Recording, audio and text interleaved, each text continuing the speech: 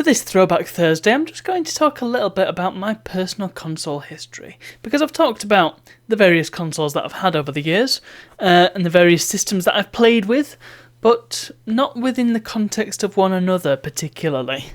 So I think it's an interesting thing to talk about, because my console journey and my games journey in general has not really been typical, I wouldn't have said.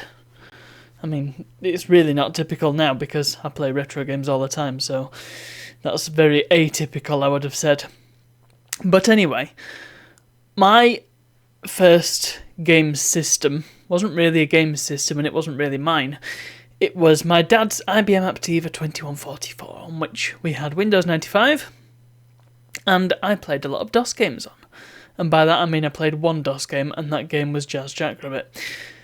The thing is, when it occurs to me that when I was little, I kind of just put up with whatever I had, and I think that's a common theme throughout, well, people of my age and older, in that when you were younger, you didn't really have access to very much, so you had like one or two games, and that's what you played. Now, I was in the fortunate position to have a PC with DOS, or at least very good DOS compatibility, and I also had a big disc full of shareware, and while I did dip into the other games that were on the disc, there was a couple of... there was at least one ZZT game, for instance, and there was a game called Depth Dwellers, which is one of the worst Doom clones of the time. I didn't play it. I was a bit too young. The majority of my time was spent with Jazz Jackrabbit. And that was on that shareware disc. I don't really remember what else was on there. I seem to recall there were quite a few. There were demos. They seemed to be like, from memory, there were full versions of the software that just played themselves, which is very unusual. I've not really come across that in my subsequent explorations into shareware CDs in recent years on streams and stuff. Most of the shareware that's been on disc has been playable shareware. But this one disc had a lot of games, mostly card games, that just played themselves, and you just got to look at them. I don't really understand that, but hey, I guess that was one method. One not very popular method, clearly. When we graduated onto Windows 98... I played Jazz Jackrabbit 2, and I also played a lot of edutainment games, particularly Jumperhead. I remember Jumperhead very distinctly from back in the day, and there were a few others. There was Undersea Adventure, and there was apparently one called Body Fun, or something like that, which I haven't gone back to play yet. It's on the list for a future edutainment month, and I mean, there were a few others. There's one in particular that I've never ever been able to find again. And all I can remember is that it was in CGA and there was a cat and some balloons. That's all I remember, and that's not really much to go on. So, yeah, PC was where I started out, but it would have been probably about 99, 2000, I went over to a friend's house and he had a PlayStation.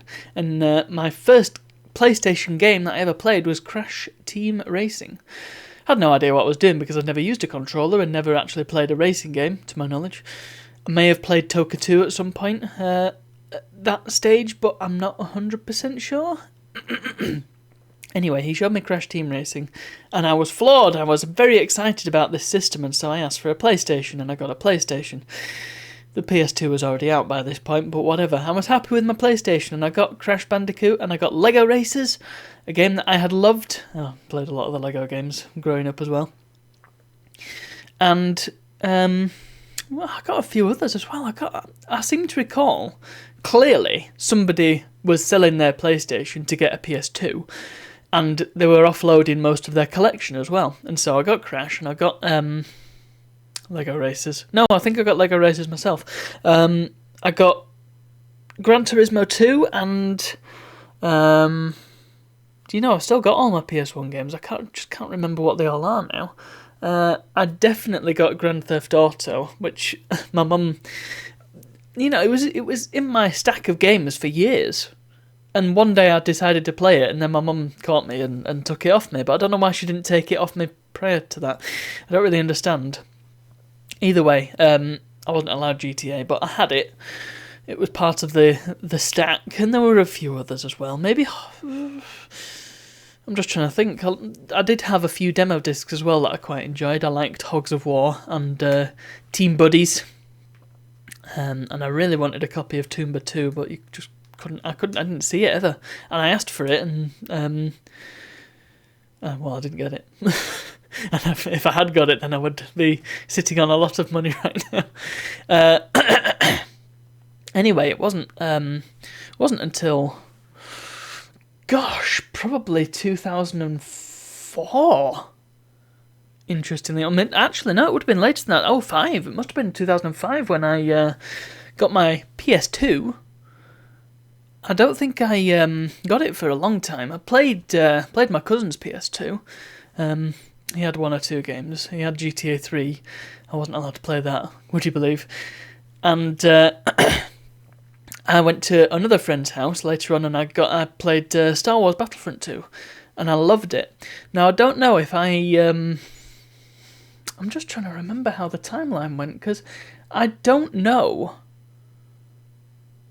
I can't think of any PS2 games that I would have played prior to Star Wars, because I remember going out and getting that. In fact, that was the first game that I bought with my own money, but I must have had one prior to that, because there were all sorts of different games that came out before Battlefront 2, so I don't know. I can't remember where the timeline falls on that one. But either way, I got a PS2 at some point in the mid-2000s, and I was very happy with it. And then, at some point in between, I got a Game Boy Advance as well. Me and my brother both did. That must have been about 2002, maybe?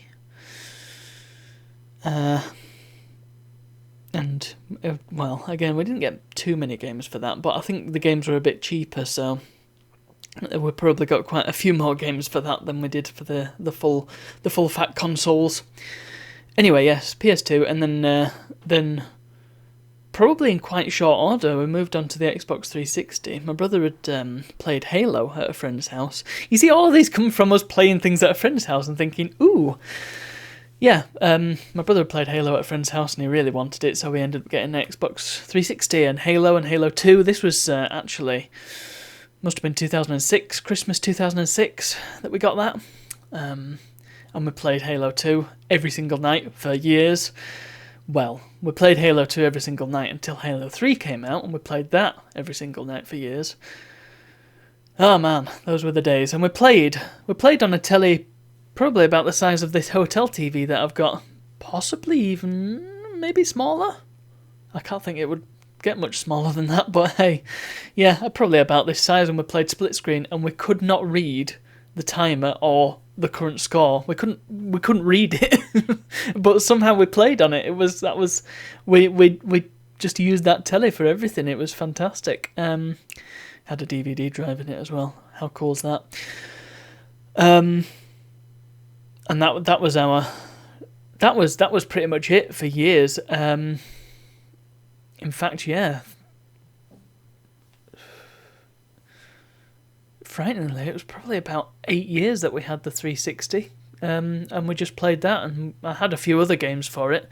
I mean, I was more interested in playing on it, because I got Lego Star Wars, and I got the Simpsons game, I think, and there were a few others that I picked up and didn't really stick with all that much. 1 or 2 arcade games, and so on and so forth, but it was mainly Halo.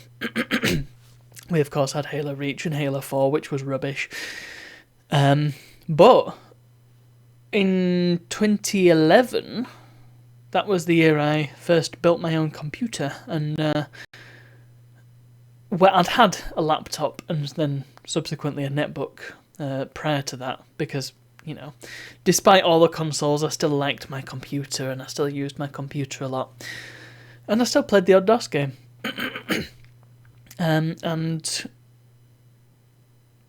Well, in 2011, I decided, you know what, PC gaming seems like it's a pretty cool thing, so I built my own computer, and it was really cool. It was actually my XP computer that is the computer that I built. It's just got a different processor in it, but it's virtually the same thing, which is quite incredible. It's using all the same parts. And that was my PC for a bit, and it played Serious Sam, and it played TF2, sort of. Not that I got much out of that, but mostly it was smaller indie games that I played, and sort of older games as well. So at some point around this time I got into emulation. Oh yes, and lest we forget, Christmas 2007? Yeah, I think it was 2007 when I got the Wii. Oh yeah. That was a very important step. My brother absolutely despised the Wii, and he kept making fun of it. And yet, still playing the Wii. Well, I mean, I've got a lot more Wii games, and my parents have just into the Wii now. I don't know. I feel like the Wii has had a lot more longevity somehow than the 360. But yes, I'm getting sidetracked. That was kind of it for me. 2011 I built my PC, and then I just kind of upgraded that for the next few years, and I didn't get any new consoles from there on out. Other than retro consoles, of course. I don't know if they really fit into the timeline because they're older, but well, I picked up consoles here and there. I got myself an N64 and a SNES and a new PS2. And a PS3 at some point, and a PS1. Got that from the charity shop. It was already chipped. It was amazing. Yeah, I picked up all my older consoles during that period. I started collecting big box PC games in 2013 as well, and of course started the YouTube channel. But that's by the by. And I think last year I only just got an Xbox One last year, and I mean, the Xbox One's not a very good console. It's very disappointing. But yes, that's kind of a potted history of my video game collection and story thus far. I don't know if I'll ever get any more consoles because they're just a bit pointless nowadays, but I don't know. I think it's interesting to try and think back and see what happened in your own personal video game timeline. I think it's quite cool to think about these things. It's probably even cooler if you're around in the 80s and you've got even more to go on. You might have had an Atari or an NES or a Spectrum even. More likely to have had a Spectrum in this country, or a BBC Micro, or a C64 if you were one of those weirdos who liked the C64 better. But yes, gosh, what a long vlog. Well, it's an interesting topic, I think, and probably one that I can go back into and try and remember when and where I got the PS2. Anyway, that's all from me. Thanks very much for watching, and I'll see you all tomorrow.